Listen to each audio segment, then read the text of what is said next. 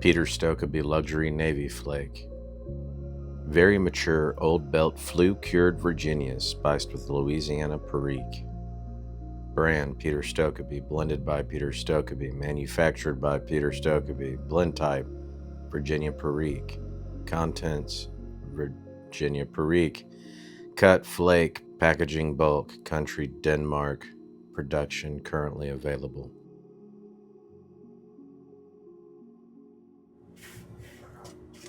Happy day and good morning. I hope everyone is doing okay. It's 8:55 a.m. I've got my Starbucks coffee. I've got my luxury Navy Flake. I should really bring nose spray with me.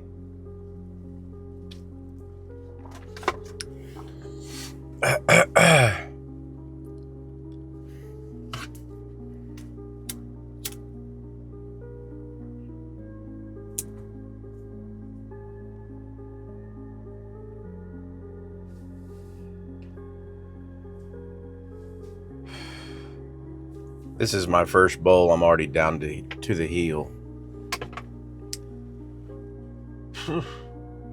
If I could real quick, first off, thank you, Dink, and he gifted this to me. If I could make some statements right quick, nothing serious. I continued smoking the Bullseye Flake throughout the week, and I noticed that, and I don't know why I didn't think of this. I know it's a thing. It's not super common that I need to do it, but I do forget to do it, especially if I'm reviewing a tobacco that I've only had a bowl or two, a couple of times. And anywho, I was at work smoking the Bullseye Flake, and I decided to take my poker, whatever the hell it's called, once I was like halfway down, and I just lightly mixed up the top layer of ash, and I dumped it. And I noticed by doing that it offset the issue I was having with the tobacco going flat. It changed it, but I think what I was experiencing is what the tobacco actually tastes like when you're halfway down, as opposed to what the tobacco tastes like with a ton of ash on it. And I don't know why some tobaccos produce the type of ash that will dramatically change the flavor, and other tobaccos will produce a very fine white ash like a cigar or what have you that is exceptionally neutral, that just keeps your pipe cool and keeps your coal bit under control. So I don't know why that is, but I think Peter Stokkebye is just one of those blends that it produces a kind of ash. So, with saying that, the Albert Pena gifted Bullseye Flake probably would receive another point. Unfortunately, I'm all out of it now, but I smoked a couple bowls that way before it was gone, and it fixed the problem. So, there's that. Now, on to the luxury Navy Flake. Again, this is a gift by Dink, and I've got quite a bit. I've already rubbed it all out. I took a picture of just a couple of flakes, but he probably gave me 5 to 6 entire flakes, and I rubbed it out, and I've got it over here. And I gotta say, I'm down at the heel. I really enjoyed this luxury Navy Flake. It's kind of a pity I didn't spend more time with the Bullseye Flake removing the top layer of ash, but that's okay. I think I'll just go ahead at some point and order a little bit of both.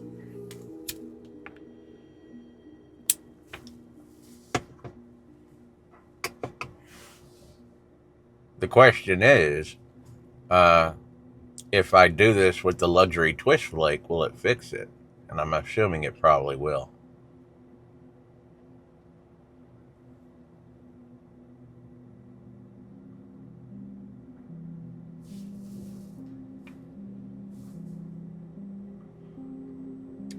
Yeah, I gotta say, man, it's my first, this, before I was on camera, and even now, It produces a wonderful aftertaste. It's unique. It's definitely Peter Stokkebye, and it does it really well with the Navy Flake. I don't have a problem really with Cavendish. So I don't know what it was per se about the Bullseye Flake. Again, I'll probably revisit that at some point, but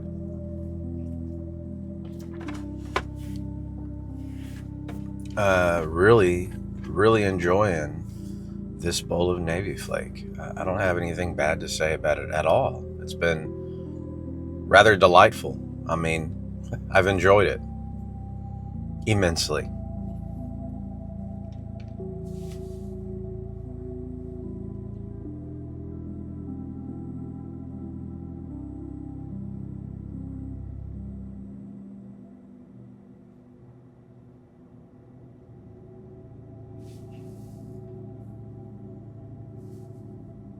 And it should go without saying, but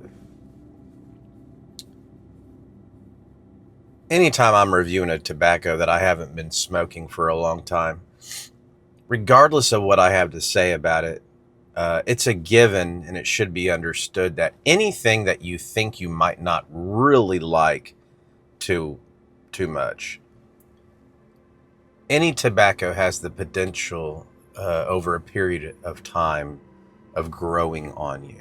I'll give you an example. I mean, we all know that. I wouldn't say it's a super common thing to dislike a tobacco and then it grow on you.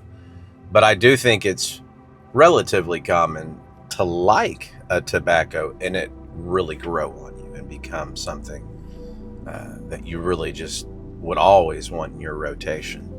So I want to point that out. That's why I think it's good to do revisits, and I think it's good to, if you like something, maybe try to order it again, even if it's not something you feel like you want to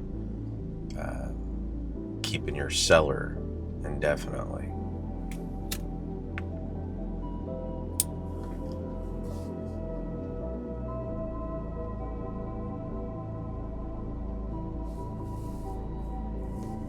I got nothing bad to say about this. I think it's tasty. I think it's balanced. I'm positive that the room note is amazing. I think it's great. I really do. And I mean, honestly, I'll just have to get some more Bullseye Flake and some of this and spend some time with it. I'm convinced that I need to spend more time with it. I'm convinced now I need to go back to the drawing board with the luxury twist flake, remove the top layer of ash, dump it out. This has been excellent. I really like it. If someone were to ask me, would you store this long term? I would. I think it's good. I think it's really good. And it's unique too. It's got its own little... This is kind of like what I'm experiencing with the Navy Flake. It felt like I should have been experiencing with the luxury twist flake, even though that's a straight Virginia and not a vapor. And what I should have been experiencing with the Bullseye Flake. So I'm going to order some at some point, just a little bit. It is very affordable, so that's another good thing about it. And, I'll remove the top layer of ash as I smoke it. And I've been doing it with this, the whole smoke, which I've only done it like twice.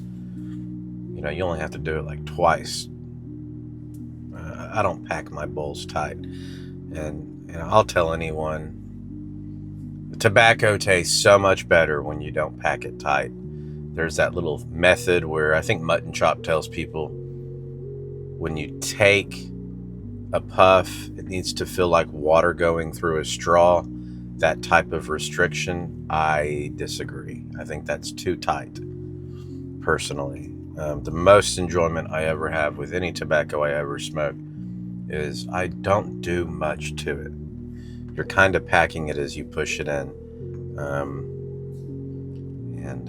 No little like a woman, like a man pack, none of that nonsense. That always ruined my tobacco. I don't do any of that, but whatever. Most of you that watch my channel are probably seasoned smokers, and you don't need the advice. discovered your method and you're content with that, and that is fine.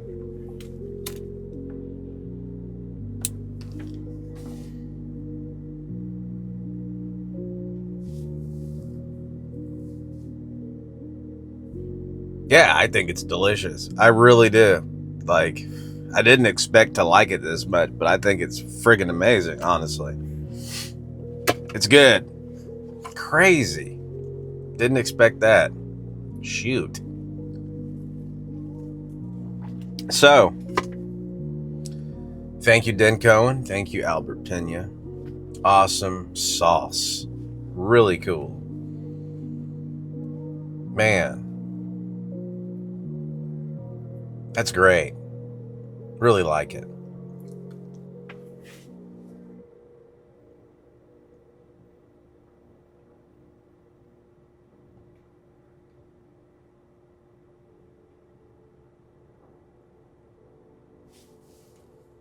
Love sipping it.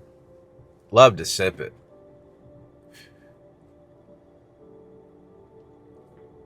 It's how I usually start smoking a tobacco. If I start sipping it, and if it's really appealing, I leave it alone. I just try to enjoy it that way the whole way. I ride that wave. Anyways, do I have any like personal news or anything? I don't know. First person smoker. He did a recent shoot.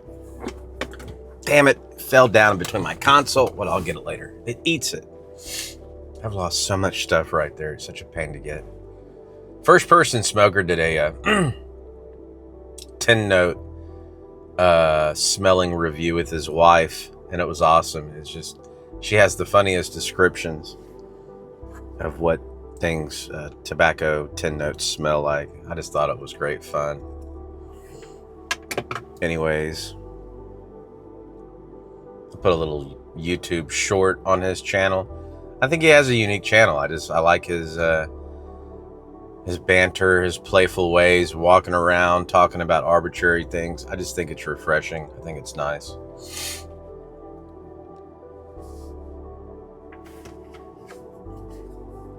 I don't know. I'm probably easily amused, but I like it.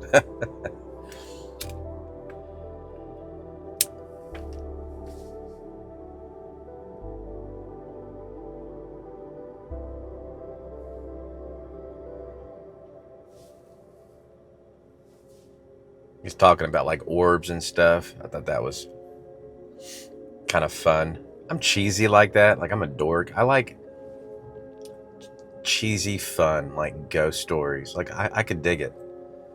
I could dig ghost stories at 46 years old around a campfire roasting marshmallows. Like, I think it's that innocent fun stuff for me is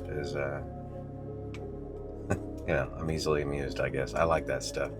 I like cheesy, like B-roll or like low budget horrors too, if it's done right. Some of the cheesiest crap I've seen on Amazon, where it's like this paranormal, you know, what is that genre? Like, where whatever, you're documenting what's going on. Like, the Blair Witch was the first one to do it. I forget what it's called. There's a name for it. But I've seen some real low budget cheesy horror films that I really love. That are not great or good, but they're good and great in their own way. I like that kind of stuff. I don't know.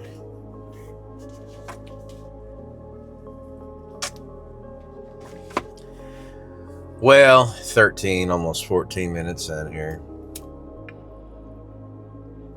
Yeah, I'm not going to have to smoke 2 bowls of this. I know I like it.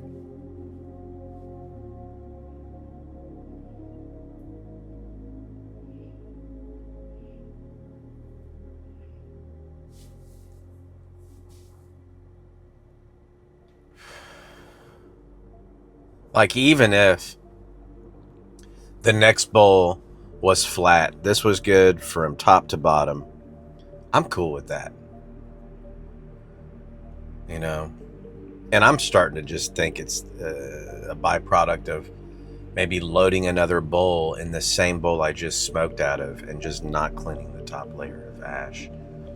So that's kind of what I'm pinning it down to, an ash problem.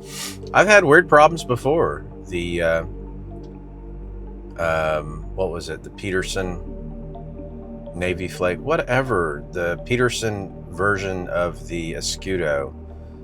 Shoot, whatever it's called. Peterson Deluxe Navy Rolls, I think.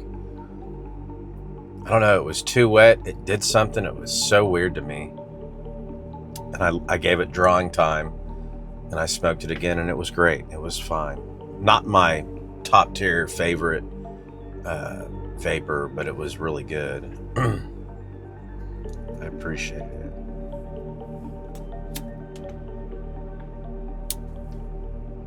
I haven't spent a lot of time with that either.